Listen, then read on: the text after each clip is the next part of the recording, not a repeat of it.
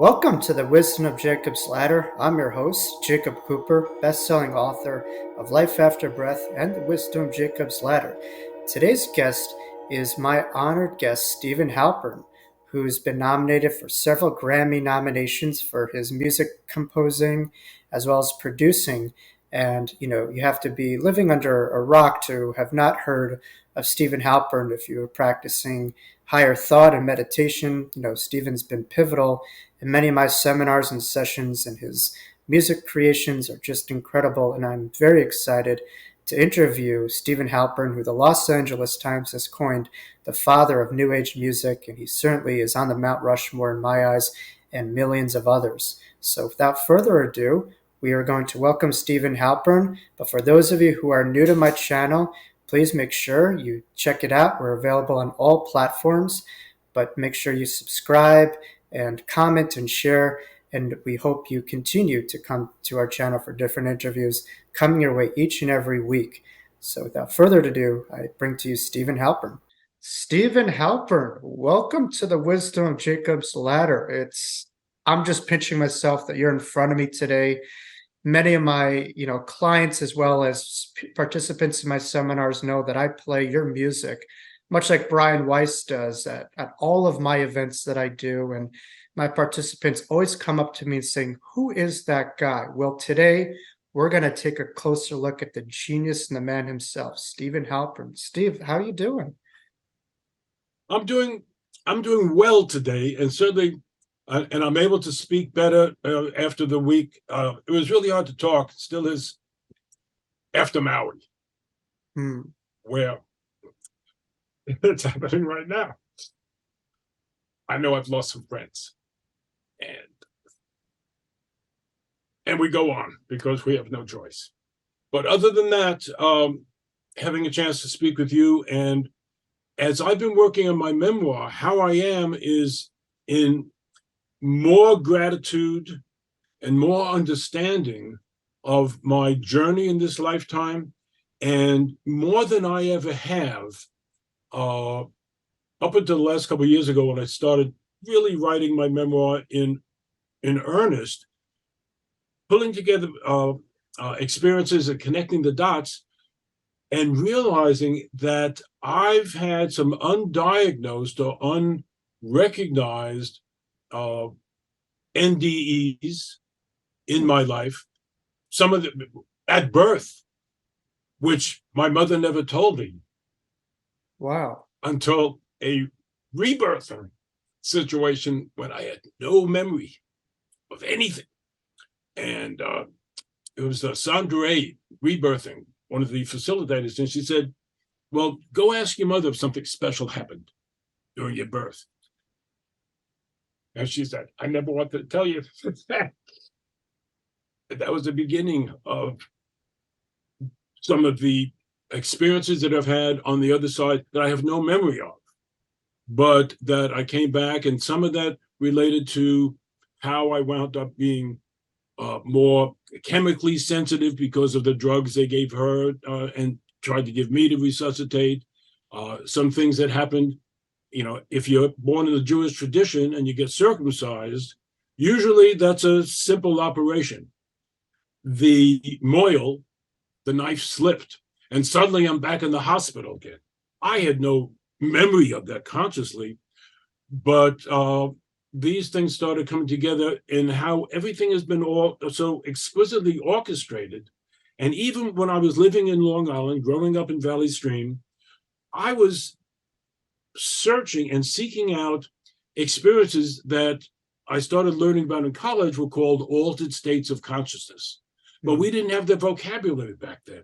And for me, one of the main ways that would happen was through learning about jazz improvisation and getting into that state where the music and where the intensity of the focus was so powerful that I would shift levels.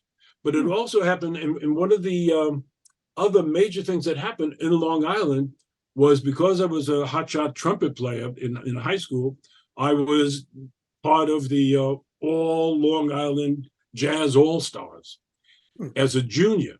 And there was a senior there as a trumpet player who played notes that don't exist in the stratosphere.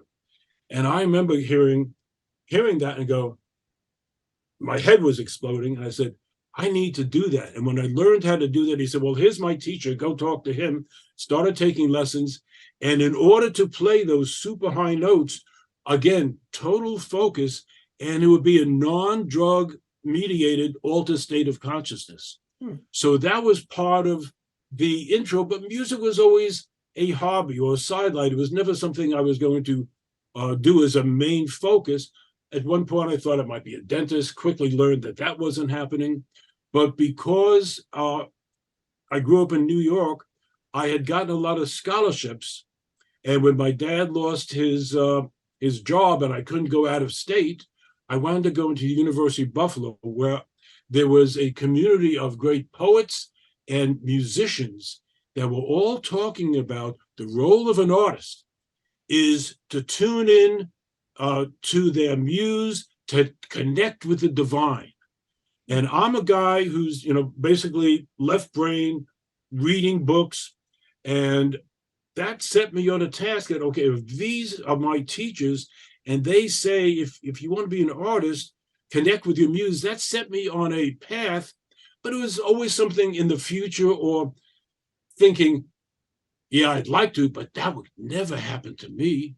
And there were some things that started happening, one of which happened almost this date in 1969, when I was taken by a dear friend to Lilydale, the psychic community outside of Buffalo. That was my last year in college.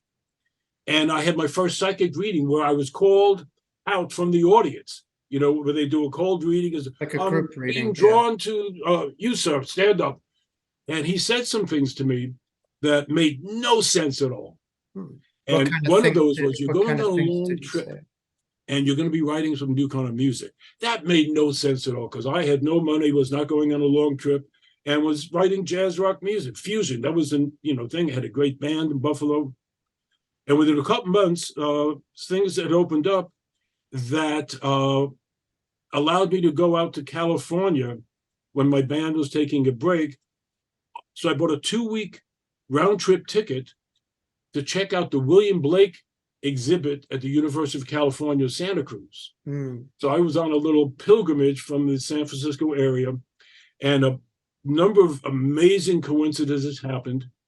I find myself in a redwood forest, a redwood grove, waiting for, I was mistaken for a job applicant at the second best, like, Esalen Institute, the leading human potential institute in California. And they say, come back and meet the staff in a couple hours. You could hang out across the road, a mile down the road. There was a sacred meditation area that was a power spot for the Indians, Native Americans. And that's when I had this experience where I started hearing music in my head. I had never had that happen before. And I also had a message that said, this is the music you've been praying to hear. It basically was my muse or my connection. One of the very few times I've ever heard voices in my head. But again, it said, this is the music, and your job is to take it out into the world. So here I am. Thinking, but I'm supposed to go back to grad school in Buffalo in 2 days. I have no business training. I have no money. What am I supposed to do with this? Thank you very much, but. And within 2 hours, I go back to where I'm supposed to meet the staff. I go into the wrong building. There's a piano. There's a big empty room with the piano. It was the workshop room. I sit down at the piano, go into trance, and start playing this new music. And I don't hear the staff walk into the room. They all start meditating and doing yoga. And someone coughs. And they said, who is this guy? And where'd you learn to play music like that? And someone else says, is he the new applicant for the job? Hire him. And I was always kind of I would take days to make a decision up until that point. I'm born Aries, but this was suddenly, I knew this was my life. I called Buffalo that night and said, I'm not coming back. I gave up my graduate fellowship. Please send my clothes. Please send my notebooks. Please send my records. And that was the beginning of my life. And I had no idea. I mean, it was like, such a risk, but it was all divinely guided. And that was the beginning, because within 2 weeks, as I'm playing my music for all the weekend seminars that would happen there, Dr. Stanley Krippner says, we see people meditating, but if you want to be taken seriously, then what you offer is something different than music therapy has or any other music can do. You need to do scientific research. So possibly in your intro, something that you said before was, this was scientifically designed or whatever. No, it was channeled, but I had to prove it scientifically. And for me, who had said, you'll never catch me in grad school again, when I left, when I, gave up my fellowship, all those things that we say, never say never. Well, you never catch statistics. I won't need statistics, but if I do, I'll hire somebody who knows how to do that. And that's what I did in my graduate work. And that's the team that did the biofeedback and Kirlian aura photography, which at that point, when I took it to the media, they said, auras? What's that? Chakras? What are they? Chocolate? What flavor? So what I was talking about, and let alone, Jacob, the first time that I mentioned chakras in respect to my first album, I saw the eyes roll of the host. And very quickly I learned, if I'm going to be a media, interview guest, there are certain things you can't say, you can't go there. And it was at that point that the whole field of stress started going mainstream. And I did a pivot. And because of this research I did a couple of years earlier, before I did my first recording, I had all this unused information that suddenly there was some use for. And that's what gave me a platform to go out in the world, not just as this airy-fairy woo-woo guy from California with a Jufro and, got a bushy beard and whatever, and the John Lennon glasses. It was, full on. The school district where I wound up getting a job would not hire me until I got several haircuts and some different glasses. So it was just a bunch of things. I look back at some of those photos and I go, I understand now why they wouldn't hire me. But they did, and I put 2 years in as an elementary music specialist in Palo Alto. But that gave me a credit card to record my first album, because people would say, where can we get music like this? Can you make us a tape? I was making little private tapes for people, very time intensive, and they'd say, thank you for this gift. And no one would pay for a gift. And I had virtually no money, barely making rent. And that's how I wound up starting a little record company. I connected with the first recording company that was open to independent artists in 1975, and kind of backed into knowing nothing about business, not liking business, and like every other musician I knew was saying, I will attract. I've meditated and set the power of intention. I will attract, I will magnetize, using The Secret before The Secret was public, a record label that will promote and take my music and take it out to the world. And I very quickly got the response of, where's the beat? Where's the melody? Where are the words? Thank you very much. Come back in a couple of years, establish a track record. I even spoke to, and I had forgotten this until just the other day, I found one of my notes, the president of Columbia Special Products, who said the same thing when I called him at home, because I met him at a conference and he gave me his home number. He's listening to my music. I hear it in the background. He said, your music is great, but has no commercial potential. We can't do anything with it. So I had no choice but to start pressing albums, starting to learn how to get it out into stores. And that became the thing. And people would say, we've never heard music like that. Oh, it's fantastic for massage. And then Elizabeth Kubler-Ross and other people said, this is wonderful for a hospice work and for people who've had near-death experiences. And I had no experience with that I knew about. Didn't know what they were talking about at first.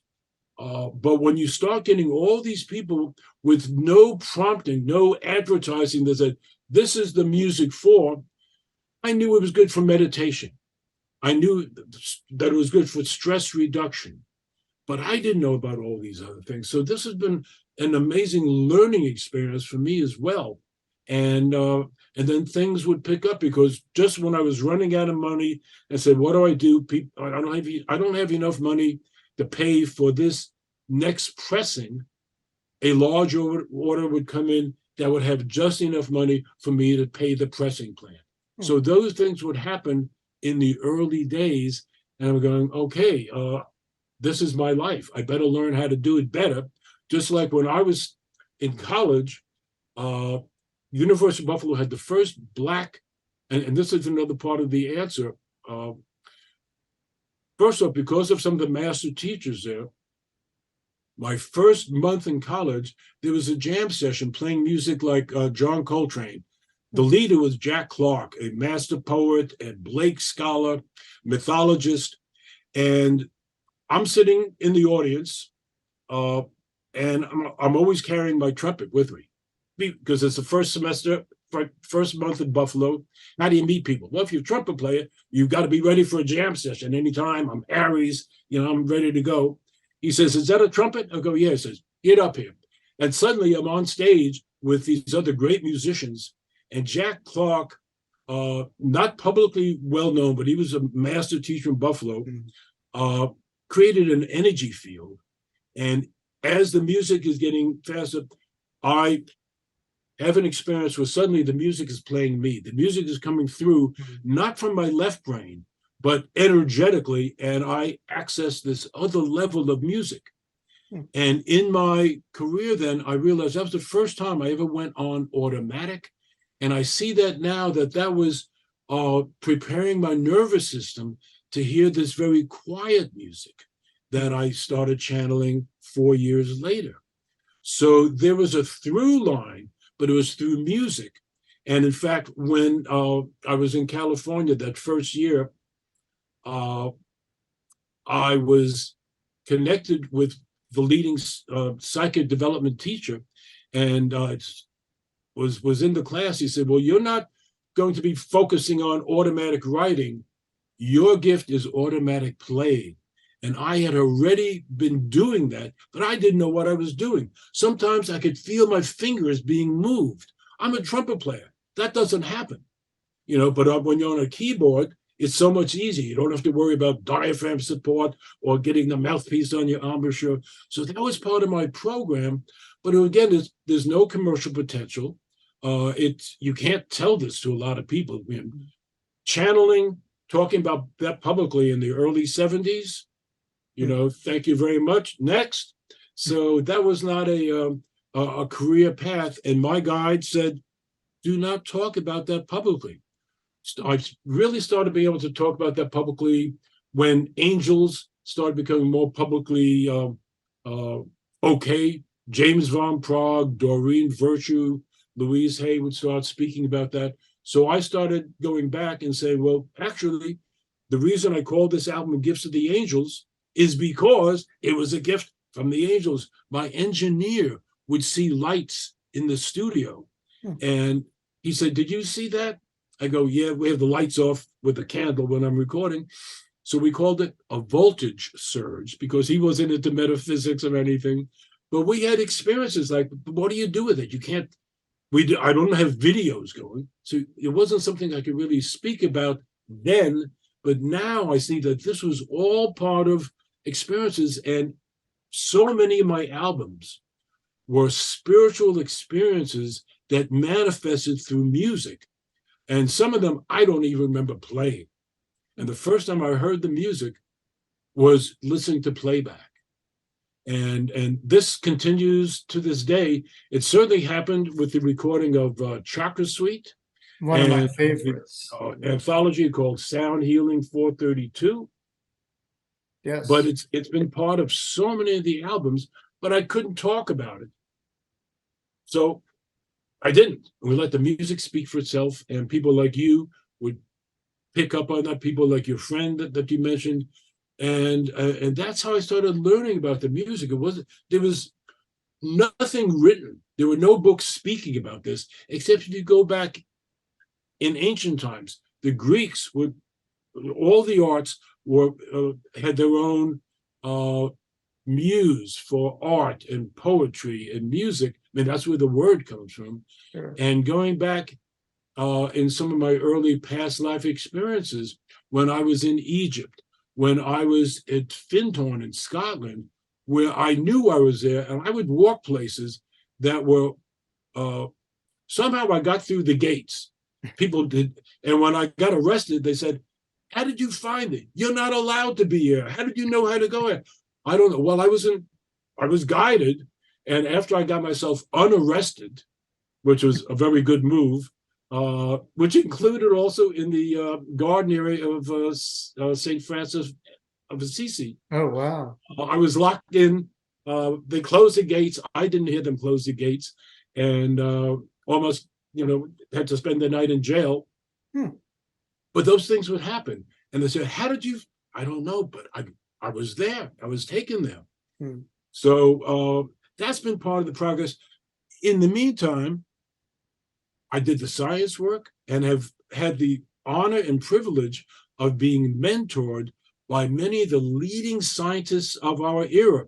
People like Dr. Stanley Krippner, Dr. John Lilly, Dr. Irving Oyl, and so many other scientists and healers. Jack Schwartz, the original mind over matter, biofeedback pioneer, and then meeting people like Uri Geller on stage and Deepak Chopra, and playing music to accompany them, were all learning experiences for me that took me into alternate realities.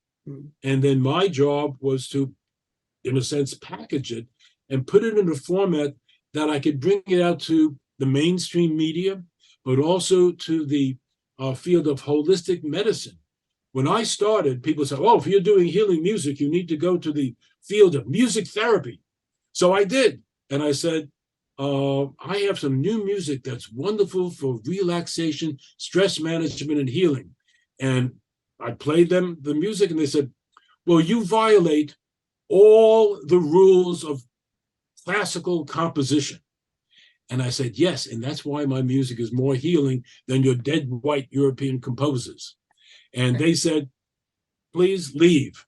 And then 10 years after that, I was invited to keynote at some of the conferences. And then there was a big problem with progressive music therapists being kind of eased out by the traditional music therapists. And I heard my talk being given by a certified music therapist, word for word, with the same title, except this talk is given by a certified music therapist. There's a lot of great music therapists, a lot of great people, but there was, let's say, a limit to how much they would open up. So when I wasn't allowed to go that route, I said, well, being an Aries from New York, then if that door is closed, I'll just start my own genre. I'll start my own field. And that's how I kind of had to start the field of sound healing, because there was no field to talk about the healing powers of music. There was no field at Billboard or at the Grammys for New Age music. And my music didn't fit anywhere else. So I was one of the pioneers who worked to get that genre in the Grammys. But to get the music in stores, in the first year, my albums were in the bins, in exotic folklore, in bizarre places where, of course, no one could find it.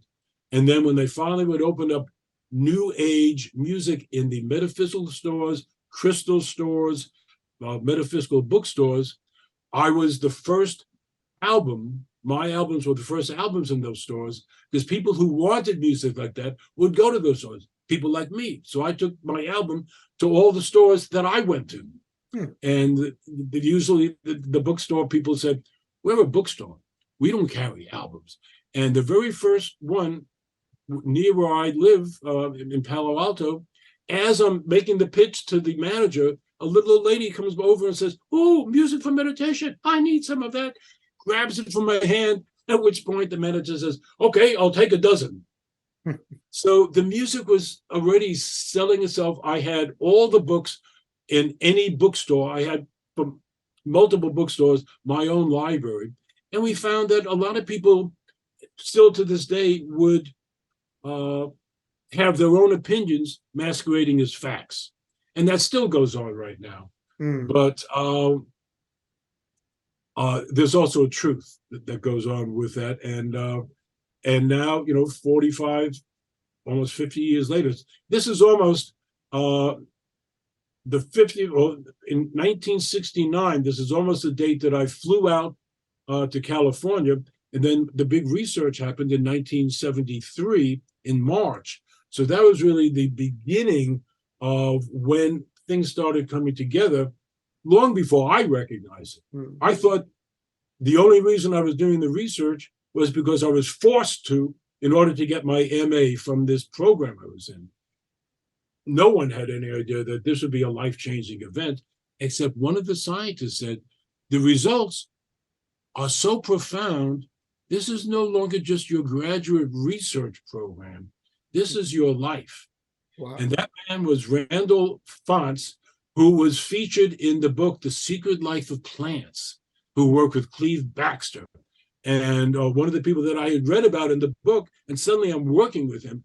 And that was part of my introduction to the world of psychic phenomena and science and leading edge science and quantum physics and so many other things that were part of my early learning because I was interested in these things.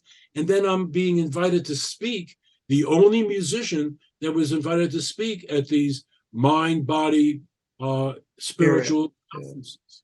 And that's really what took me around the country and then around to other countries in Europe, because no one else was speaking about this, who could also demonstrate. It wasn't just left brain. Here's a theory about sound and healing, but let me demonstrate this by performing the chakra balancing energy composition called the chakra suite, which originally was called spectrum suite because people said, we don't know what chakras mean. Chocolate, what flavor?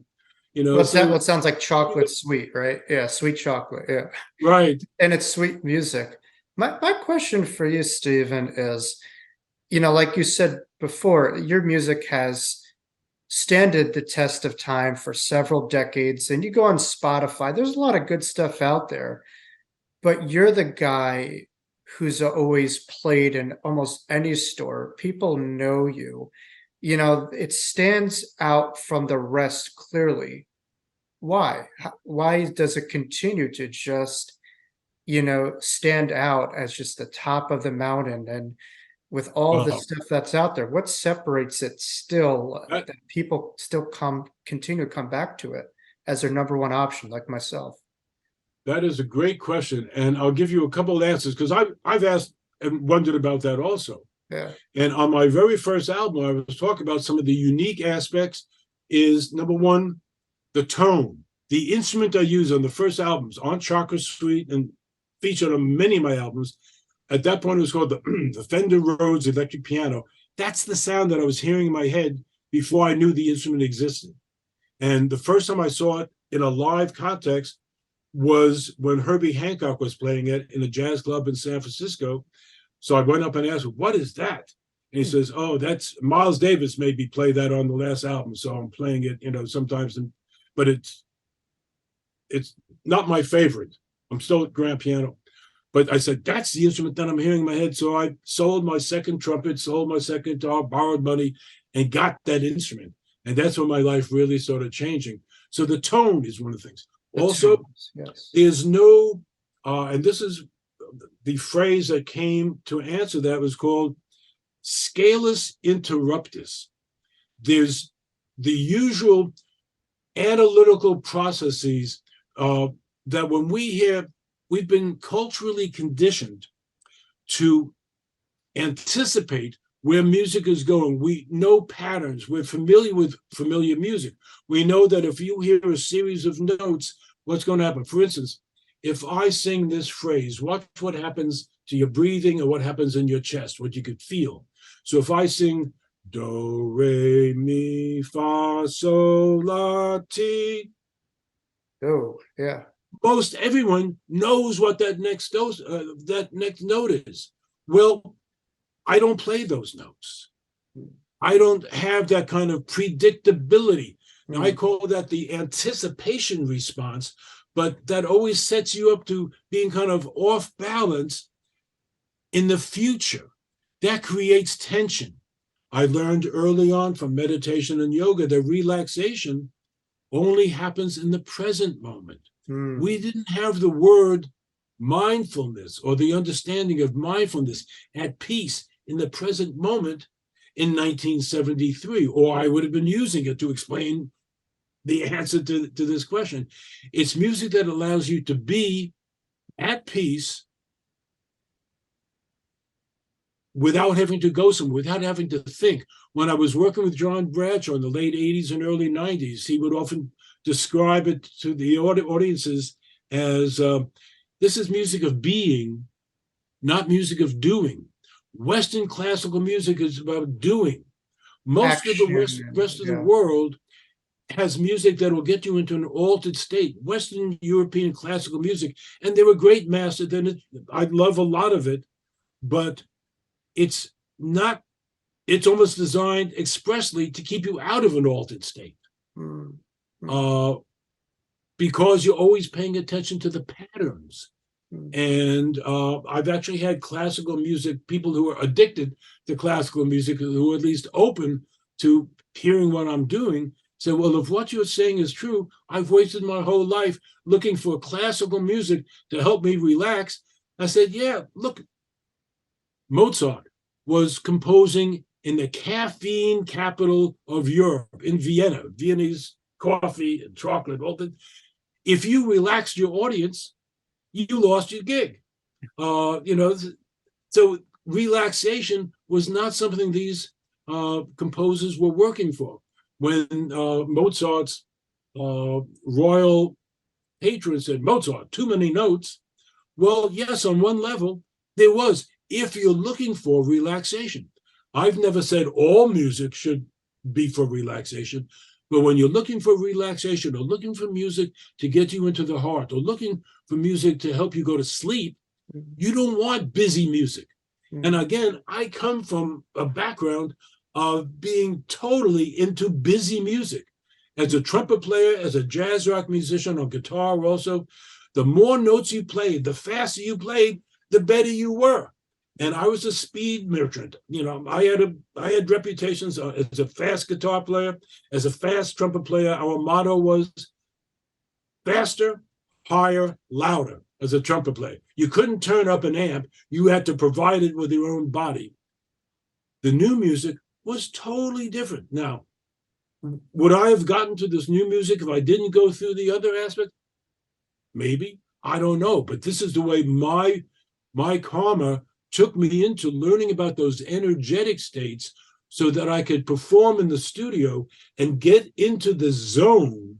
And when I first started recording, I would have the engineer turn off the lights, I'd light a candle, and I quickly got a reputation as this really weird guy who would, even give the engineer, take a half hour off. I need to meditate, do some yoga to get myself into the zone before I record. And they said, he pays us to do nothing. We like him. And then when I start playing, I didn't make mistakes. I went right there. Every take was a first take. I get an album done quickly. They said, don't you want to do 10 more takes? I said, why? I got it right the first time. So quickly, I got a reputation as one take Halpern. It was a positive aspect. He may be strange, and he may eat those weird foods. They're into the 4 grease groups. Grease, fats. Hamburgers and milkshakes or something, French fries. And I'm bringing in my green drinks and other things. The results spoke for themselves, and they respected the fact. And then very quickly, when I'm learning in the studio to be my own producer, I would match what I would hear in my head with what's coming out of the studio speakers,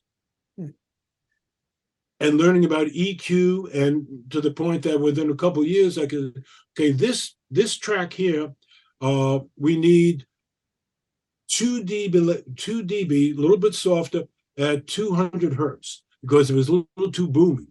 So I got to know where the boom frequencies were on different instruments or my synthesizers or the electric piano, and I would tailor the sound until it would get to what I would match what I was hearing inside my head.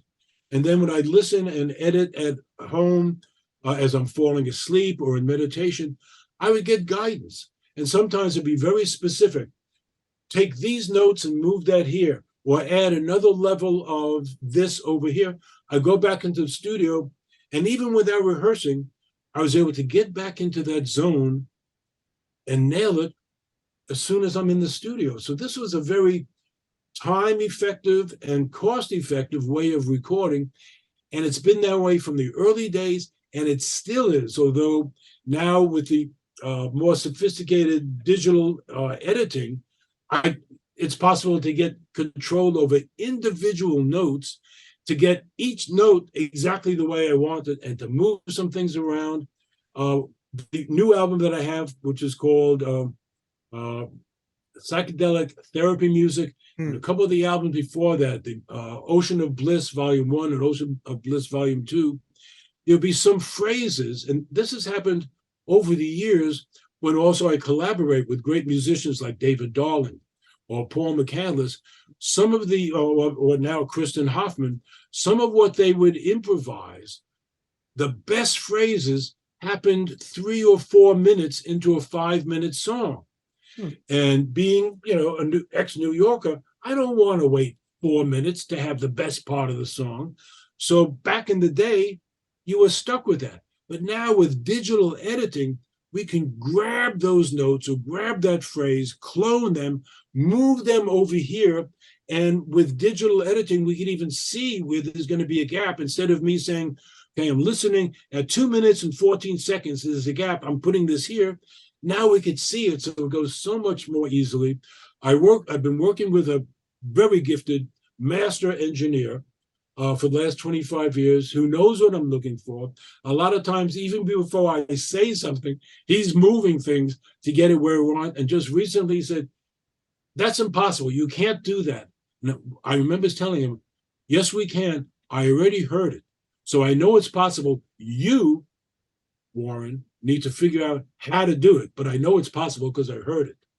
So it's just the fact that that guidance and that vision in sound is so clear. It's been getting clearer over the last couple of years, and that's what keeps me so interested in doing new recordings, because it's all a new experience every time. I never know what I'm going to do until it starts happening, and then it's like you're walking around a building and you can't see around the corner until you get there. And that's how a lot of my recordings have happened. There's a song on the new album, the Psychedelic Therapy music, that you don't have to take any drugs or any entheogens to appreciate the music, but it's being used, and my music has been used by therapists since the beginning. Some of them couldn't say it publicly. Well, I certainly am one of them. Yeah. I use it all the time in my work. And my question for you is, as an NDEer, what you're doing is a near impossible task in a sense. From someone who's had a near-death experience, where often we could say that it's impossible to reflect through the 5 senses, the sounds, the sights, the tastes, everything. And as an NDEer, I think why I gravitate to you so much is you're the closest personification to what I experience on the other side. Not so much the sound, but the feeling that I get, the feeling of being home, the feeling that, okay, I'm finally That's it. Feeling like you're home. Exactly. Yeah. I feel at home. When I listen to, for instance, chakra healing, which is my favorite piece that you have, I could listen to that for loops on end, or Pachelbel's Canon, or on YouTube. There's this one show called Starting the Day. I forget. And that just, those three pieces in particular get my waterworks going. And I think it's so pivotal because we're all just here as visitors. And I think why people come to you is it helps us to feel more at home. We feel at peace. And that's, I think that's a part of your genius, is you're someone who helps people to feel at home, and so many people don't know it, but they are homesick, and that's what you give people, a home. Exactly. And those were some of the first comments I got years ago when people would write that. And what a blessing it is, because in our society, we're not brought up in our religious institutions to feel like home necessarily. We're told things, but we don't have that inner experience. Now, the other aspect that I want to hit before we go any further about what makes the music special, it's not just the lack of rhythm. It's not just the lack of a clear melody. It's not just the tone, although the tone was a big part of getting me out into the public, because no one had ever heard this instrument in that context. It's like a series of tuning forks or Tibetan bowls or crystal bowls played with a keyboard. I use crystal bowls and Tibetan bowls and have had a lot of experiences with that. But as a musician, I get bored after 5 minutes, or maybe, or 10. I want to stay in that zone. But the big thing is that it's the energy that comes through me, that's recorded. And it's also about the energetic field that gets recorded when I am recording. And if you look at some of the liner notes of my albums over the years, I write about the co-composers. And very few people have ever asked me, what do you mean co-composers? Well, these are, they never introduce themselves by name. It's not like, hello, I'll be your guy today. I'll be your co-composer today. But over the years, I've had very dramatic sometimes and noticeable changes of energy, sometimes where the whole room changes. Sometimes the engineer could feel it, but doesn't know what he's feeling, where the energy that's encompassing the studio becomes a sacred temple. And that higher frequency energy is recorded back on analog tape and amazingly even onto the computer files, so that it will come through on the recordings. And when I hear my music on Spotify or Sound Choices or YouTube, there's a tonal aspect that's different than most other albums, but there's an energetic album. If I'm in the other room and don't know that Spotify or Comcast Sound Choice is going to be playing my music, there'll be some other music going on. And from the first note before I even recognize it as my music, I could feel my heart open up. I feel myself taking a deep breath. And then I'll walk into the other room to see what music is that. And as I'm walking in, I go, oh, I know that one. And then, oh, I'm so happy I did that one. Because you can't give the co-composers or the channels or the guides or whomever is assisting me credit. I tried that on my first album. My very first album does not have my name on the front. And the Library of Congress, when I sent it off to get a copyright, says, you can't give a copyright to somebody that doesn't have a body. So they had never had anybody, request that.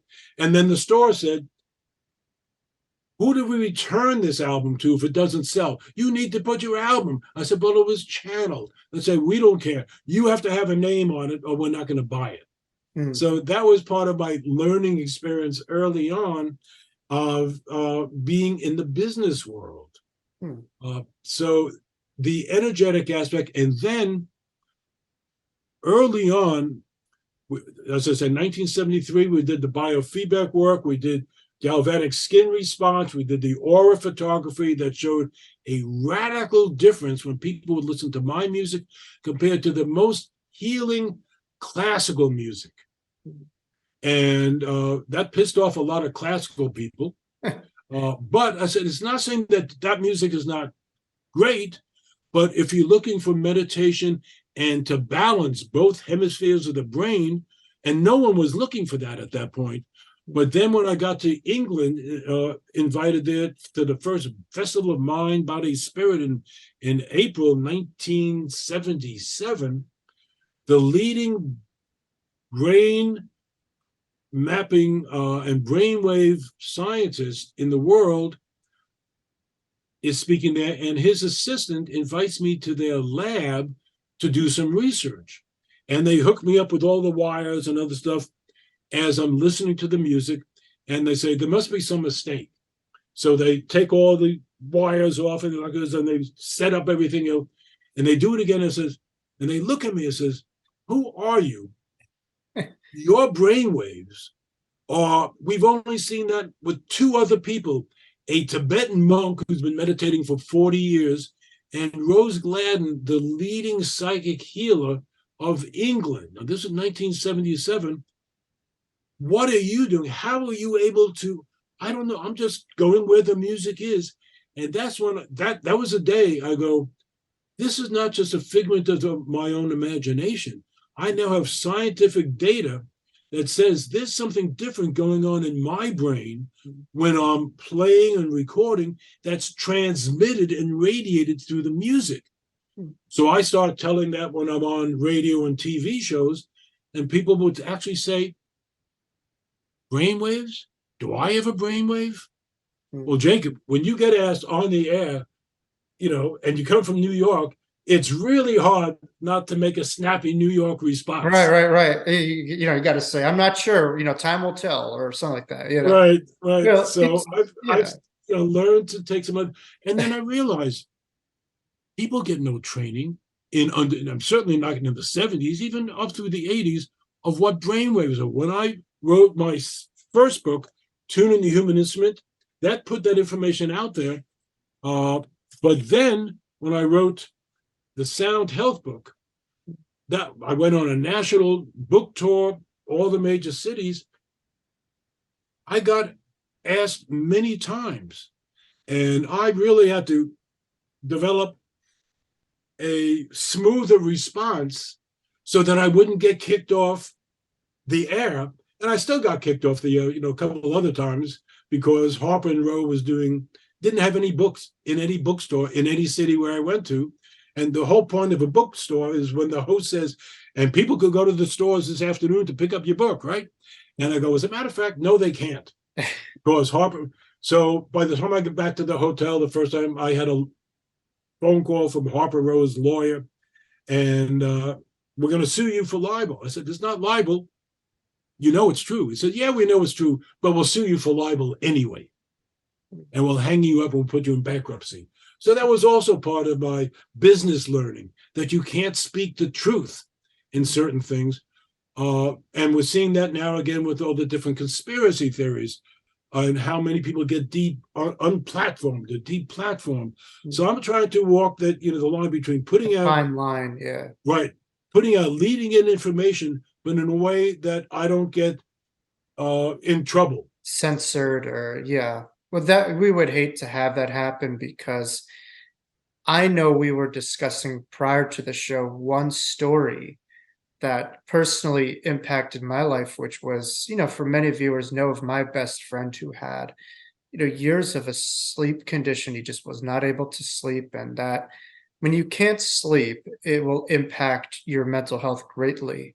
You can't function. And I know when I shared, his music to him, he said, this is the only thing that has brought me peace. And he's since crossed over. But I'm wondering for you, that must have been a microcosm of so many other people. Like, do you ever step back and reflect on the fact that your name is mentioned in nearly every new age store? Your music is playing, like you are physically here, but your energy is everywhere. You're like an eternal man already while you're here. So it's like one thing I'm seeing you in front of here, but the energy is so much more than our physical body, and your energy transcends this whole planet. Do you ever how is it to step back and reflect on that? The amount of stories and transformation and healing. I can't imagine what that's like to know the impact that you've had and how you've been able to personify that Aries, which is this groundbreaking sign. just breaks ground in nearly every Aries that I have an Aries moon, Aries rising. So I could admire this. And all my three of my four grandparents were Aries, but it's about pioneering and breaking ground, and it's about leading, doing your own thing, just kind of doing first, thinking after. But for you, do you ever reflect on your legacy and just the impact? How was that to kind of feel? Absolutely. And the last 10 years, more and more. Yeah. And when Napster came out in what somewhere around 2000, and then the first part of iTunes, selling tracks and not albums. And I was one of everyone who was saying, I'm an album guy. That's the end of music. And but certainly with Napster, when I saw half of my sales go out overnight, just like regular musicians, I go, well, maybe this is the end of the career. But as things have been able to continue, certainly in the last 10 years, every day, more gratitude. And as I've been writing and looking over some of my early notes for my memoir, I mentioned earlier that that first psychic reading that I got at Lilydale, yeah. hinted at that. And that's the summer camp for psychics outside of Buffalo. Yeah, sure. I But one was of the just other about to do an event there, but a week or two ago, but things happen, but Lilydale's great. right World and leaders, great, presidents used to go there, and people think of it as just the mediumship stuff, but it's done so much for women's rights and civil rights and social issues. So it's not just the spiritualism piece, it's also the social piece that they're really always ahead of the curve. right. Right. Well, one quick other footnote about Lilydale. The woman who took me there was Madeline Davis, who was a singer in my band, but Madeline Davis became the gay and icon who fought, for women's rights. She was a leader in Western upstate New York, lifetime friend. And she had started hearing voices and didn't know what it was and would confide in me because says, you're the only one I could even mention this to. I think, am I going crazy? I said, no, you're opening up to being a medium. But shortly after getting to California, Ann Armstrong was one of the other people who was doing a workshop at Bridge Mountain Foundation. And she said the same thing. There will come a time where people all over the world will hear your music. And in 1969, I didn't even own a keyboard of any kind, let alone, a special, electric piano. So I had no idea what that meant. But, as the internet has put music out all over the world, and I see things coming in from Spotify or every other platform from Sudan or Algeria or Nigeria, I go, how do people even find me over there? But it's playing everywhere. And it is such an honor. And that's where they go, how did they know 45 years ago that this was a possibility? I didn't know that. And I saw no possible way that could ever manifest. So looking back and going, it did. And then saying, okay, well, I had to put in a lot of the hard work. I lived on the skinny for a lot of years, barely paid the bills for a lot of years. There were ups and downs in the business world. But through it all, where it is right now is there is a legacy that that is going on after I'm here. And no matter what happens with AI, there's going to be people playing the real music. I mean, I've been copied. Some of my books have been copied. They try to copy the music, but they can't copy the energy. And that's the part that makes it so unique. And it's not my energy. And I understood that early on. You'll appreciate this also. That first job opportunity where I landed in California, within 3 months, I was asked to leave because there was a power struggle between the manager and he perceived me because I was the other strong male at the place. So I moved to Santa Cruz and wanted to reorganize all the albums that I'd lost in Buffalo. And I'd always go to the jazz section to get out my John Coltrane and to get new Miles Davis.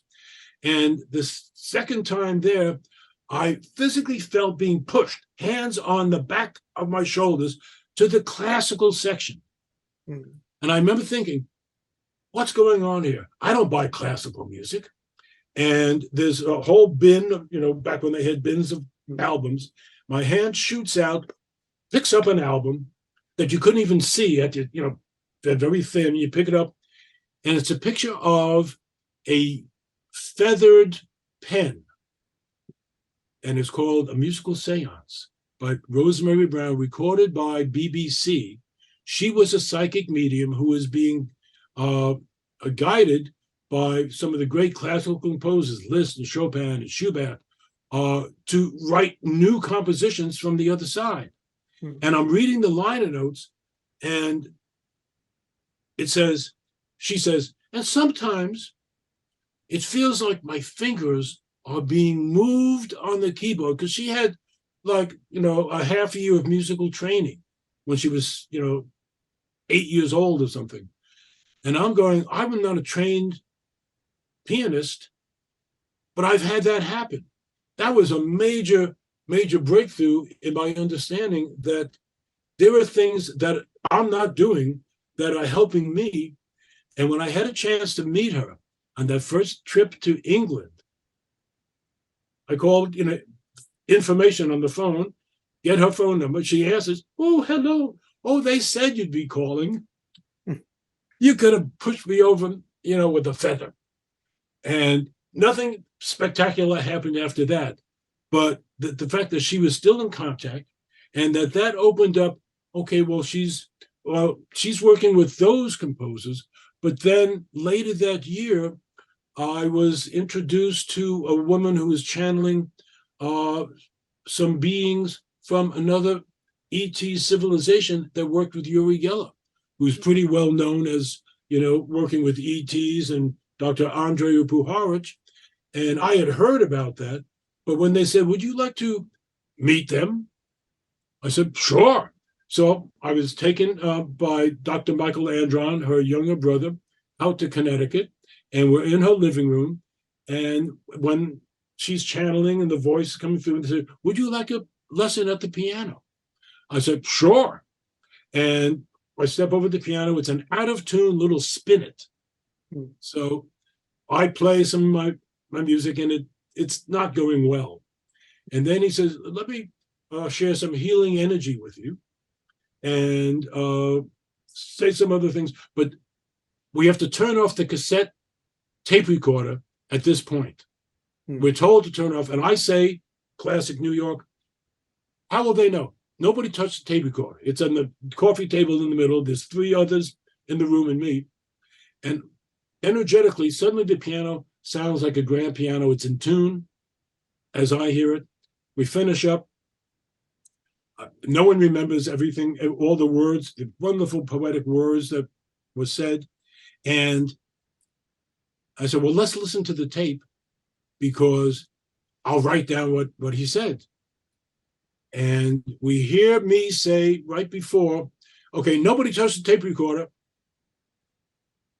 And then it goes blank, but we can see the wheels are still going around until I finish with the playing. He says, "Okay, now turn the tape recorder back on." That's impossible as an engineer to blank out a tape as it's recording with nobody touching it. It's not like Richard Nixon's secretary hitting record as it's going around. Nobody touched it. So when I saw that, I realized there's a whole other level going on. And 2 months later, I'm in the recording studio, in the middle of recording another album. Suddenly that same vibration takes over the studio, and I realize they are in the house. That energy is in the house. And I am able to say to the engineer, "Turn off the lights, put on a fresh reel of tape. I'll see you in a half hour," because that's when a tape would last a half hour if you played at 15 IPS, 15 inches per second. And that album became Eastern Peace. And my engineer looks at me at the end of that and says, something that we've often say, "What just happened?" So I can't answer that specifically, but I could tell you that that's my frame of reference, because I was there before it happened, I was there when it happened, and I have witnesses So it's not just me in the woods having an experience under the redwoods. It's now been recorded. And that's when I really started to understand that when I'm recording albums, it's not just me. And that's a larger responsibility, because if I make a mistake, they're not going to blame the people that you can't see, the beings, but also because if it's a recording, we could erase the mistakes. So, that takes the pressure off and allows that what comes out on an album to be the best possible version of that composition. And that's been with me throughout my career, and it still is what's been going on now, and it continues. And that's what keeps it so interesting. And by the way, I have had problems sleeping since day one. So the first music, and I tried all the classical albums for sleep, and the music therapist said, well, listen to this entire album and you'll be asleep. And I remember saying, I come from New York. I don't have a whole hour to get relaxed. What do you have that could get me there in a minute? Oh, there's no music that could possibly do that. And that's when I started listening to my own music, and I could get to sleep. And that's why I have a whole series of music for sleep, and sleep soundly, and relax and sleep. And those are ones that I still listen to most every night if I'm not listening to a new album that I'm working on. And they have some like kind of whispers in it, and voice. There's some sounds and voices in some of the. No voices. No. Maybe that's the weight loss. There's one of them where there was. Well, I have a whole series of music with subliminal affirmations. That's it. Yeah. Right. And many of the people who have reviewed the music haven't seen my catalog, where I called my music with subliminal affirmations a whole other catalog. But they just see a title and figure it's all the same. But I was one of the pioneers of working with subliminal affirmations and music. There was Richard Sutphin, Barry Connicoff, and myself, and then Master Charles and some other people came into the field. But I quickly realized that, as my teachers have said, for affirmations to be most effective, you need to be in a balanced brainwave state in deep alpha or theta. Well, the best music I know for getting into a balanced alpha or theta state is my own. So I started combining positive affirmations with my music, where you don't hear the voices, but your subconscious does. And again, I met with some of the leaders in the field, scientists and medical people. Some of them worked with me and put the albums out under their own name. But that's why my own albums are so effective. I've heard some others where they where the companies came to me and says, well, we have this store-bought music. We only pay 5 cents royalty on an album. But if you go with us, we're going to sell 1 million albums. You'll make $50,000. And I remember saying, you're going to sell 1 million albums and all they hear is the music, and you only want to pay me a nickel? Get out of here. No. So, well, you just gave it $50,000. Yes, but I kept my integrity. Yeah. And that's gone on over the years. I've had some great comments where I've been asked to leave the room and just, said something to people where it's clear that they're not interested in people's wellness because my name is on my albums. Also, from day one, if an album didn't work for you, I'd let you send it back, return it. I don't want the karma of back when people would buy albums, they had to mail them back. I said, you could even just keep them. I'll send you your money back if you bought it from me. If you buy it from the store, I can't give you money you never gave me. Wow. But, a lot of integrity. Well, that's how it's part of the spiritual aspect. Yeah. I didn't want that negativity in my field because I could feel some of that.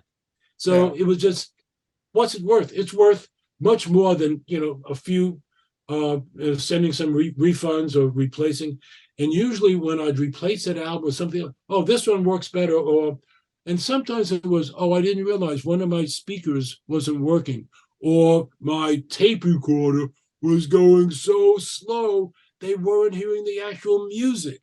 So sometimes it was it's not on you. Or they had the loudness button on their stereo, which made everything too bass heavy. And so it was their own sound system that was the problem, Right. not my recording. Yeah. So I know that when something leaves the factory, it's exactly the way I want it. It's quality and you have integrity. We've gotten a lot into how you've reached your dream, like some of the steps. And for you, it seemed like you just had this vision and it was guided by spirit, and no matter what, you broke through. But I'm wondering the why. Why Stephen Halpern? You mentioned a term karma. You have great karma in this life with all that you've shared, but is there something like was there like a past life relationship? Because Stephen Halperns aren't just born day one, much like Mozart's, aren't just playing the piano from the age of 3. Like this doesn't just happen in one life. Like, what's your story beyond the story? Like, why do you feel you have had such an impact and have had such a divine, a grand appointment, for cosmic and earth healing here? Well, like many people, I had read about the concept and wondered if that was relevant to my life. Wondering about, do I have a calling? And it took me many years to wake up to the fact that this is a calling. Yes. The fact that, I was barely able to stay in business, I thought, well, if it's a calling, I should be able to pay the rent easier. But, that was not the big thing. But then as more and more things would happen, and then as I was invited on certain journeys to Egypt and England and on other places, I would have past life experiences that were so clearly past life, where I would be, where memories would be awakened in me. That was one aspect. But then I started getting past life readings, and some of the most profound were with Kevin Ryerson, who is the psychic from channel. Out on a Limb with Shirley MacLaine. He's the channel. Exactly. Yeah. And he played the Irish pickpocket. Yeah. Who was working with Shirley. He said, you were in Egypt with me back in the temple. And when I got my first reading with Atan Ray in 2005, first thing he says, well, it's about time. It's so good to see you again. I said, what do you mean? Well, we worked together in Egypt 10,000 years ago. Wow. I mean, I fell off my chair. And some of the things that he has told me over the years in a couple other readings, it's clear. I mean, time in the Temple of Solomon, in the inner court, and the musicians, in the priests, in the priestcraft. So some of what I've been doing has been building on what I've done in other lifetimes. And things that I kind of had a feeling might have been a past life memory, and some that had no necessarily direct relationship to music. Watching something on Ancient Aliens or some show on the History Channel talking about the library in Alexandria, which I had read about, but a library in Spain that Cordoba or some other Seville, some of the big famous, I'm blocking the name a little bit, maybe it was that one, where I had never even heard of that one. That I couldn't even watch. And I asked about it. I said, you said you had a lifetime there. That was a very significant one. You were one of the scribes. And I look around, and all my life, I have been collecting clippings. When I was a kid in junior high school, my room was filled with clippings out of papers and magazines, papers about Edgar Cayce, which was, when I first started reading about past life. I'm going to be presenting. Now, I am a paperholic. Have always been. I've read the books on decluttering and why is that? And some of the past life readings have said, and they laugh and said, well, you've been doing that for lifetimes. So that's why that is so natural to me. But the music and the concept of using music to awaken spirit, to connect us to our spiritual essence. That's what you were doing thousands of years ago. It's what we were doing, throughout. And that's what you're doing, using all these tools that you've used. And I've had some experiences that also related to some composers that are names. I've never heard them say, hi, I'll be channeling through you today. But the Russian mystic composer, Alexander Scriabin, who was working, was composing at the same time that Rachmaninoff was composing. And they had battles, and Rachmaninoff won and got Scriabin kicked out of all the books for many years. I'm reading a biography of him in 1978 at the Shivananda Yoga Ashram, where I'm giving a concert and a talk. I'm reading the book on the beach, and I turn a page that said Scriabin died on April 14th from a pimple on his lip. It exploded. And that morning, suddenly, out of nowhere, I had this huge cold sore on my lip. Wow. As I'm turning the page, he said, and he died. I close the book, run inside, hide under the covers, and I go, how is this that it's on the same day that I'm reading this new book, that this is happening? And I've had some other readers say, well, that's because you share some energy with that composer, who was one of the audiological patron saints of talking about the healing powers of music, but his music would often be very dissonant. And he was called the crazy mystic. So it's not someone that is well known in most circles, but it's some of the other levels that I tap into. Again, I recognize that I have been worked with, and I have been receiving guidance from multiple levels, and that this is a function of multiple lifetimes. And one of the more recent readings I got, the reader said, well, it's not just beings from this planet. I'm picking up, she said, Geraldine Orozco, a well-known hybrid, teacher and intermediary. You're working with higher dimensional beings, interdimensional beings. They've never introduced themselves to me as such, but when you have somebody who's a proven an acknowledged individual who's in touch with these other beings, her family for generations has been working with other civilizations. I go, well, I need to expand my worldview, and welcome, thank you, because even though no one takes credit, I know when ideas pop into my head, and I said, I've never thought of that before. One of my American mentors, Dr. Norman Shealy, who great scientist, medical inventor, started the American Holistic Medical Association. When he came out and wrote his book, Conversations with His Spiritual Guide, one of the lines he said, which I heard him say in a talk some years ago before the book was out, he's talking about, he just had this idea. His guide said, well, who do you think put that idea in your head? And I was in the audience, and I just about fell off my seat. What a great thing to have a guide say to you. I mean, I don't hear words, but he does, and channeled his book. He said, who gave you the inspiration to channel this new TENS unit, this medical device that transformed electromedicine? Came from the other side.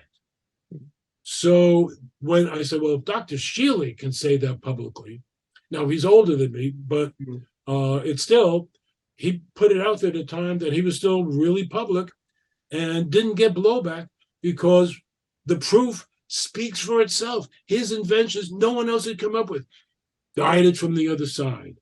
So I've never said the music that I've done is because I'm just such a brilliant musician. When I was a trumpet player and getting reviewed for some of my brilliant solos, and the fact that I can play notes like Maynard Ferguson that don't exist, that higher, an octave higher than regular trumpet players, that was me. I was doing that because I studied and practiced 8 hours a day, because that's what my teachers said. If you want to be serious, you need to practice 8 hours a day. And I said, but what about college? They said, fit in your college classes around your practice time. Mm. So I got kind of type A, specific. Yeah. I'm practicing, and that's when I made my leap in my technical ability. But that was on trumpet. Mm. I had no piano to touch in those days, but it was all building up. But that was preparing my nervous system to be ready. So you never were like a piano player before the spiritual awakening in a way, like this, like, yeah. Well, the spiritual awakening was happening. I was always drawn to the piano, but at a gig, I'd play the piano during the break and would always get kicked off. When I go to a friend's house, I'd play and they say, play the melody, like the same thing my father would say to me. And I'm into the sounds and they said, please leave. Or so anywhere, even, at a nightclub during a break, I'd sneak over to the piano. Or I'd go in early and have to put up with the cigarette smoke just to be touching a piano. It was always something that was drawing to me until I got my first used piano, a little old upright. And then when I got the electric piano, that really became the opening for me to be at the piano. And I realized that was my instant trance induction mechanism. I could sit at the electric piano with the speakers that had the phase shifting and the stereo vibrato that ultimately I realized put me immediately, entrained my brain to a deep alpha state. That was the slowest vibration that it had, but that was the one that as soon as I heard that in the store, I said, I'm buying it. And the salesman said, don't you want to know all these other things? I don't care. It does that. As soon as I got it home, every day I'd spend some time, I'd go into the zone, and that was my teacher. Wow. So the instrument, and it was legal because they didn't sell it as something. This is an instrument that gives you instant biofeedback and take you into quantum fields and altered states of consciousness. But it did that for me. And that's why, again, like we talked earlier, it would do that for other people. And that's built into most all of my music, unless it's a solo piano recording. And when my first electric piano was too electrically noisy and couldn't be fixed, I was unable to record with that for a while until the company got back in business. And I placed an order, right away, had to wait a year for it. But that year, the day it arrived, is when I started recording my deep alpha and deep theta recordings. I was so happy because as soon as I'm in the studio, the first recording, I'm in the zone and the music just flows easily. And my engineer said, wow, you've never done that before, because he had seen me play grand piano. And he's off into trance also, but able to, keep grounded to keep everything going. And that was really the beginning of my second phase of my career when I reconnected with the Rhodes. Now it's just called the Rhodes, Rhodes, named after Harold Rhodes, the Rhodes electric piano, as the main healing instrument that has been throughout my career. And I was named, right before Harold passed, one of the Rhodes Scholars. There's going to be a big tribute concert with well-known Rhodes Scholars like Herbie Hancock and Chick Corea, famous jazz guys, and me. But then they didn't get the money to do the concert, and it never happened. But that would have been very, very interesting, because what I was doing was not playing all the fancy notes. I was playing the beauty and playing like a series of tuning forks or crystal bowls, but allowing the tone to speak and to resonate into that quantum field and draw people in. And Harold Rhodes told me, he said, this is the reason that I invented the instrument back in the 1940s, when they called us shell-shocked veterans from World War II who were in the hospital and needed some soothing tones. He said, me, are doing what the instrument was invented to do. Thank you so much. And, that was such a blessing coming from him and his associate, Joseph Brandstetter, who continued that work. I don't know if they're still in business right now, but my career would have been very different, unquestionably, if I hadn't sold my second guitar, second trumpet, and borrowed a bunch of money to get my first electric piano.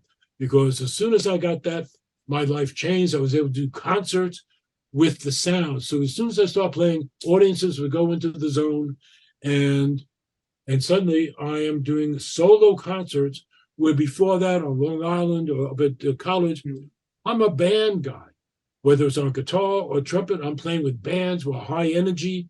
And suddenly, for someone who said, you'll never catch me playing solo piano, well, this was not solo piano, this was solo electric piano. And then when I couldn't get those in concert, suddenly I'm playing solo grand piano in a concert hall or in a Unity church or a Science of Mind church or at this big, on Long Island, this dinner club in Plainview. I forget the name of it right now, but I was right next to my home. Yeah, doing a full day past life workshop with Dr. Brian Weiss. Right, and I know he uses your music. My album. Yes. For 25 years, yes. And the music that channeled through for that one was called Higher Ground. He says, that's right. I feel that album was recorded just for me. And he set his past life recordings and his guidance in live performance to that music. And I don't remember if I ever asked him, well, do you think that we had a past life together? If we did, he wouldn't want to say, because he never speaks about his own past lives. But he had experiences. Long Island housewives were having past life experiences in their workshop. And I'm going, this is Long Island. How was that even possible? But it showed me that that experience is so real for so many people if you give them a chance, make the opportunity involved. And I've been so blessed to have had that opportunity over the years. And most of mine are private or out in the pyramid or out in the temple of Abydos or in the temple of Karnak in Luxor, where the tour bus is leaving and they say, we can't find you. And I'm sitting with my back against a column. And they said, we looked there, we didn't see you. So did I dematerialize? What happened? The bus left with my passport, with my wallet. And I had that existential moment in 1980 to go, okay, I am here. What do I do? Because this is not a safe place to be without any. But the day before, I'll just share this one thing. Having read the book Initiation by Elizabeth H., which everybody reads about, her time in Egypt, I said, which one of you chariot guides with horses has the fastest horses? And I took a carrier ride with my robe flying behind me like this, like a pharaoh, going down the main road of Luxor. So they knew who I was. So the next day it says, I don't have any money right now, but I have some in the hotel. Who will take me back to the hotel? And I got the guy to take me back to the hotel, where I was able to use the phone and call the tour guide. Says, I'm alive. And they apologized for leaving me. But it was like those kind of things that when I got to the pyramid, one of the chief guards recognized me and says, and I was taken to a special meditation place between the paws of the Sphinx. Now, he didn't say that to anybody else on my tour. And that's when I learned that some of the guides and some of the regular Egyptians who appear to be just guides are spiritual masters themselves. Wow. And I'm not the only person who's had been recognized when they get back to Egypt. So all I know is I had some experiences inside the pyramid, in the king's chamber, and outside that were kind of life-changing.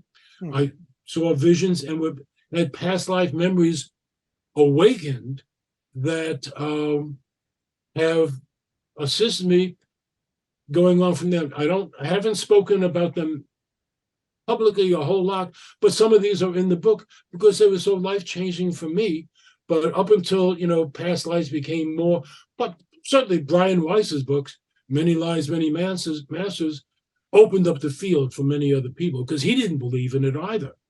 And when you have things that blow your worldview apart, you go, there's no other way somebody could know that unless, and then you go, well, if that's true, what else might be true?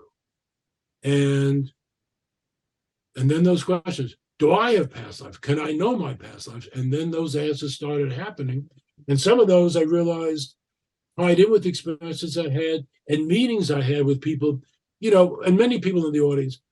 You meet somebody and you connect with them instantaneously. James Redfield talks about that in his Celestian Prophecy, yeah, where you just have an instant recognition on a soul level. Is that past life? Is it whatever? But it doesn't happen with everybody. Sometimes it may be a male in a male body this time. It might be a female for someone like me. And I've met some of my lovers in this lifetime that I knew instantly. We were lovers in a past life, and we were supposed to do some work this life. Others, we were lovers in a past life. We were priest and priestess in Egypt, but we were not supposed to do anything this life. It was so clear and it was so immediate. And what was also more interesting, it was mutual. And that's the part that made it more significant, because it's easy to have all these fantasies by yourself. But it's another thing when two more are gathered and two or more have the same vision and see the same past life, or are told by the same reader in separate psychic readings the same situation. And that becomes even more powerful. And then your brain goes, but how could this possibly happen? Well, then there are other books, Michael Newman and other people who write about there's a lot of literature. Yeah. Right. We make agreements before we incarnate in this lifetime to meet certain people that will help us on our journey in this lifetime. Maybe we helped them in a previous lifetime. Maybe they helped us in and I look at some of the meetings that I've had in this lifetime, that there is no rational basis for why this person, this scientist, or this spiritual teacher would want to talk to me, particularly when I look at some of my earlier photos, and I see why the school district says, we don't know that we want to have someone like you teaching kids in our school district. But your energy was what gravitated people. Exactly. You've unloaded so much, and what's amazing about you is so many different things. But one thing I notice for people who are successful, whether it's you or Dr. Wayne, the late Dr. Wayne Dyers, they're constantly reinventing their product. They're always having something new. And for you, you're always open and you always have new creations. And I think that's a hallmark of your success. I think in therapy, for my clients to succeed, there needs to be adaptability, flexibility. No one wants to be by a stale body of water. We need to be by a body of water that's constantly replenishing itself. And I see that with you. But for my viewers, I think a lot of people dream. Few actually reach that apex of that. They may get hints of it, but you're someone who I'm sure exceeded your dreams, times 1,000. So what bits of advice would you give for people to attain, their life's purpose or their dreams, like from someone who's been there and done that yourself? Certainly. It's a good way to tie it all together. The fact that you're on Long Island, I've been in contact with some of my friends from high school.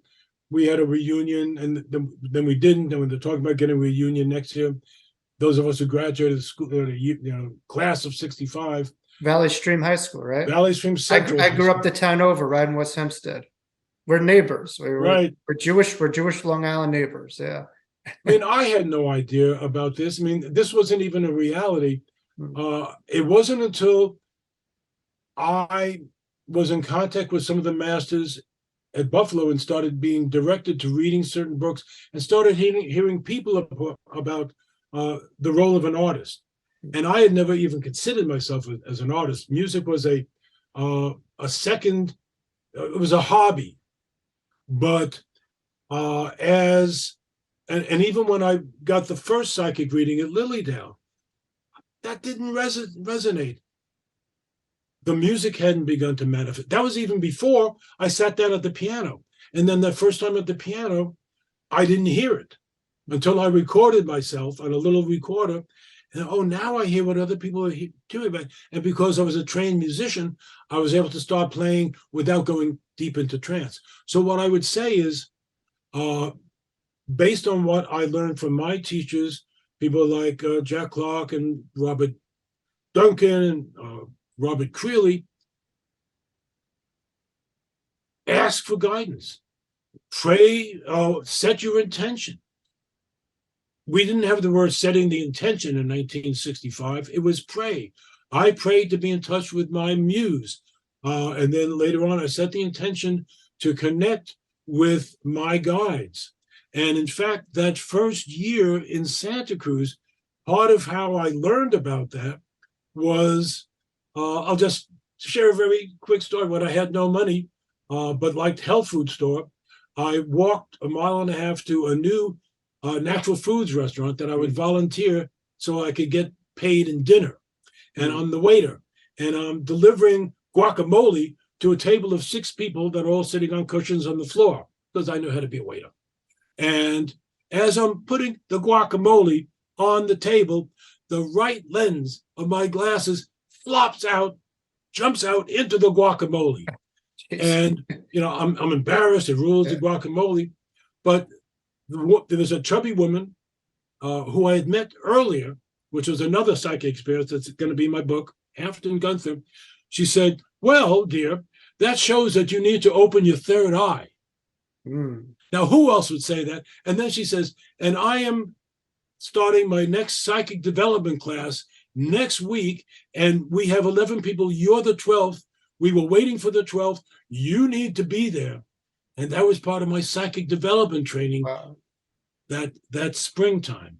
Well, those events, if you see that in a movie, you say, this is such a cosmic setup that could never possibly happen. Right. But it did. So that's when I started praying. They said, you're gifted to be doing automatic playing, but you need to practice. So setting intention, praying, getting answers in dreams, getting answers, whether sitting at, and sometimes it's as simple as sitting, at a lake, or listening to, for instance, chakra suite, so you get your chakras balanced, get your brain waves balanced, or track 13 of Deep Alpha, track 13 of Deep Alpha 2.0, are the very ambient ones where there's not so much music going, but that's what I listen to when I'm getting ready to do overdubs and to record. You walk your talk. Yeah. It gets me into that state, but it doesn't get in the way with being too busy with all the notes. Because one of the hardest things for most people to do is to hang out with silence. So my music was the closest thing to silence, because it doesn't have too many notes and it has a lot of space between the notes. So get yourself, and again, coming from New York, I always joke about it. I don't have 20 minutes to meditate. I say, okay, 5 minutes. And people say, I don't have 5 minutes. I say, well, I've been there too. You could take 1 minute. And if you're using the right music, taking a deep breath, letting your body self-orchestrate, you can get into that state, and maybe the answer will come immediately, or maybe it'll come several hours later, or maybe like Mozart, you might be walking out in nature, and suddenly you'll get a thought that comes into your head, and that will be your guide into your next step. So you ask for inner guidance, and know that it's, as we read from reading some of the books on contacting your guides or contacting your angels, you can ask for it. Now, when I was growing up, that was never something that I heard about, that you could ask for guidance. No, it was all ego. It was all something we did because it was such, it takes so much pressure off. And then to know that we're not alone. And again, there are so many instances where even one of my earliest advertising phrases that people knew me by in the 80s the Halpern's music, Spectrum Suite, Chocolate, the anti-frantic alternative. That was my big banner at the expos. That popped into my head as I'm walking with the spiritual teacher Paul Solomon at his spiritual community in the Blue Ridge Mountains. And we're talking about healing music, and suddenly these words pop out of my mouth. And I'm looking around, there's no one else here, just me and Paul. Great spirit. He was like the sleeping Edgar Casey prophet of the 1970s and 80s. And he says, that's your new branding phrase. And I go, where did that come from? I don't know, but I'm happy it arrived. So you don't necessarily know. You can't, things happen in divine timing. You can't always say, I want this to happen and it needs to happen by tomorrow at 4 p.m. Spirit doesn't work that way many times. So, but the concept is to know that we're in an interrelated world. We can ask for our own highest guidance and then be ready to receive and not try to define in what way the answer will come. It may come in a way that you may not come. Our teachers in Buffalo said, you may see a phrase, and he'd open up a matchbook that would have a phrase, a little, statement inside. It may be something simple like, no mistakes. Well, what a great spiritual, lesson right there in a matchbook. And things would happen all the time where you could even see a headline in a newspaper that means one thing to everyone else, but you see it and it flips you into because this happens to me all the time. And I go, that's the title of my next, song. So you never know where inspiration is going to come. But if you have that mindset of saying, I am open to inspiration at all times, you don't have to put a limit on how or when it comes. But if you're open, it may come as you're falling asleep. I always have either a little tape recorder, a little, digital recorder, or sometimes a hard copy pen and notebook, like one of these that I have around, and hopefully I can read my own writing at night. Yeah, you gotta, like I say, to be in spirit, you need to be inspired. Well, that's it. Yes. And the more open you are, the more you could receive.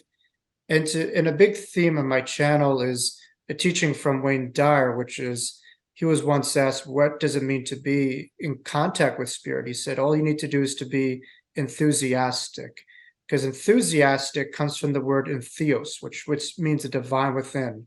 Yes. So when you're enthusiastic, you're connecting to that inner divinity within yourself. But Stephen Halpern, I couldn't thank you enough. I know I'm one of many where I will play your stuff. I'll be driving upstate and you'll be with me in those mountains. So your octave, your sound is just the voice of this whole planet. And there's so many channels that we could tune into. And yeah, you're on Spotify, but I feel beyond that, on this planet, your music is there for us to tune into wherever we go. And it's just an octave on this globe.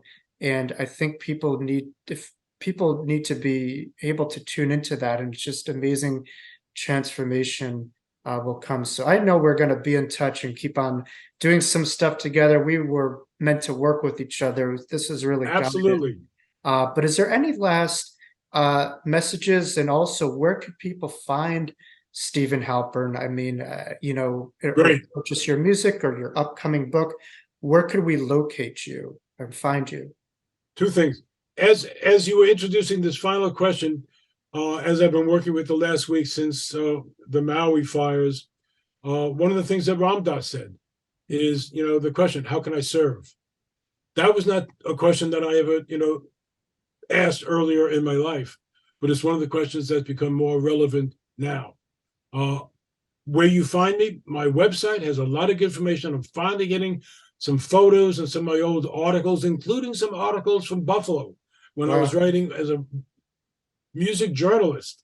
My first published articles in the school paper, in the school magazine, at StephenHalpernmusic.com. There's a nav bar at the top that have the articles, and we'll be having more photos soon.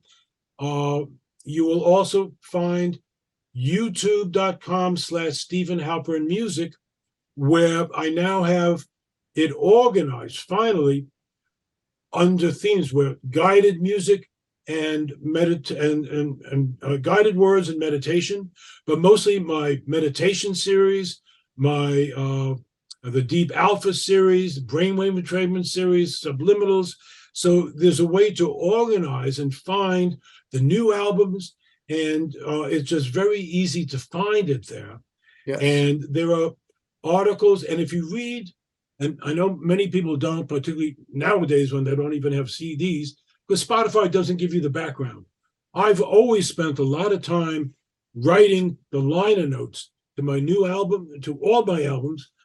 I never know how many people read it. Very few people have ever commented on what I wrote in the liner notes, where I talk about the Pleiadians and some other things on some of the albums. So I don't know if people read it, but because I was trained kind of as a writer, I do write. And that's where my parts of my little books have been on my album covers. And all those PDF files, if you go to any album and look at the PDF file, you could open it up and read the line notes, and you'll hear some of the back and read about the background of Chakra Suite or Higher Ground or psychedelic therapy music. And a lot of these stories are going to be in the new book. Not sure what the name is right now, because I've gotten a couple of different names that sometimes will pop into my head.